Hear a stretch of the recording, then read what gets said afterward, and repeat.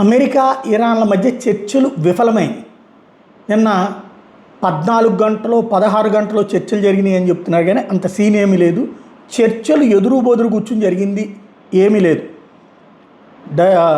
Iran వాళ్ళు ఒక గదిలో కూర్చున్నారు, అమెరికా వాళ్ళు ఒక గదిలో కూర్చున్నారు. పాకిస్తాన్ ప్రధానమంత్రి ఇరాన్ ఏం చెప్పిందో అమెరికాకి వెళ్ళి చెప్తాడు, అమెరికా ఏం చెప్పిందో ఇరాన్ దగ్గరికి వెళ్ళి చెప్తాడు. అది చర్చలు అంటారా? సరే, ప్రపంచం కోసం చర్చలు అనే ఒక నాటకం ఆడారు ఇద్దరు కూడా. ఆ నాటకం విఫలమయ్యింది. అమెరికా చర్చలు విఫలమైనని అధికారికంగా ప్రకటించింది. చర్చలు కొనసాగించట్లేదు, రెండో రోజు కొనసాగుతాయి అనుకున్నది, చర్చలు కొనసాగించట్లేదు. ఆ విషయాన్ని తేల్చి చెప్పిన ఇరాన్ అమెరికా ఇద్దరు ఎవరి దోన వాళ్ళు తిరుగు ప్రయాణం.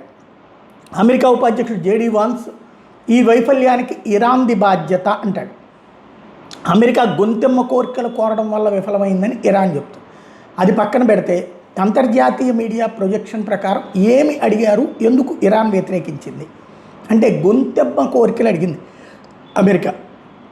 ఒకటి, అణ్వస్త్రాలు తయారు చేయొద్దు, దానికి మేము సిద్ధం, ఇంతవరకే మీకు ఒప్పందం కూడా చేసుకున్నాం కదా అని చెప్పింది ఇరాన్. అయినా మీరు ఆయుధాలు తయారు చేశారు కదా అంటే, చేసుంటే మీరు పట్టుకునేవాళ్ళు కదా, ఏం చేయలేదు కదా, శుద్ధి చేసిన యురేనియం ఉంది, భవిష్యత్తులో చేస్తాం మేము అణ్వాయుధం, మాకు అధికారం ఉంది, మాకు హక్కు ఉంది, కానీ మీరు అన్నారని ఆగాం. బట్ మీరు ఇప్పుడు అడ్డం తిరిగారు కాబట్టి మీలాంటి వాళ్ళని తట్టుకోవడానికి మా దగ్గర అనుభవం ఉండి తీరాలి, కాబట్టి అణుబాంబులు మేము తయారు చేసి తీరుతామని చెప్పింది ఇరాన్. అది ఆపేయాలి అంటే దానికి మీరేమిస్తారు అని అడిగింది. ఏం కావాలి అని అడిగినప్పుడు ఒకటి,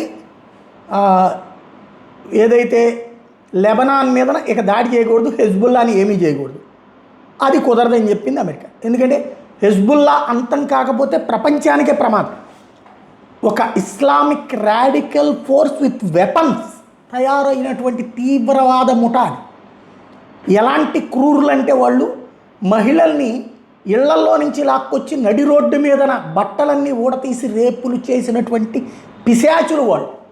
చిన్నపిల్లల్ని చంపి వాళ్ళని ఆ బాడీలని ఉడికించి ఆ తల్లుల చేత తినిపించినటువంటి నీచాతి దరిద్రులు వాళ్ళు. అలాంటి పిశాచుల్ని చూస్తూ ఊరుకోవడానికి ఇజ్రాయెల్ సిద్ధంగా లేదు. అమెరికా అన్నా సరే, అమెరికా ఎట్లాంటి పిశాచుల్ని చాలా వాటిని పెంచి పోషించి, కాబట్టి అది కుదరదు. నెంబర్ 2 ఏంటయ్యా అంటే, ఏదైతే అకౌంట్స్ ఫ్రీజ్ చేసినవి వదిలిపెట్టాలి, దానికి కొంతవరకు ఓకే అని అమెరికా అంది. బట్ అది మొత్తం అంటే దగ్గరగా 5-6 లక్షల కోట్ల రూపాయలు. అందుకు అమెరికా సిద్ధంగా లేదు. అయితే అమెరికా దానికి ప్రతిగా ఒక షరతు పెట్టింది, హార్ముజ్ జలసంధిని ఓపెన్ చేయాలి, అంతగా అయితే కనుక మీరు మేము ఇద్దరం కలిసి దాని మీద ఆధిపత్యం చేద్దాం అన్నట్టు. రెండవది, కర్గ్ ఐలాండ్ని తనకిచ్చేయమంటుంది అమెరికా. కర్గ్ ఐలాండ్ తనకిచ్చేయమంటుంది అంటే ఆయిల్ నిక్షేపాలతో సహా మొత్తం.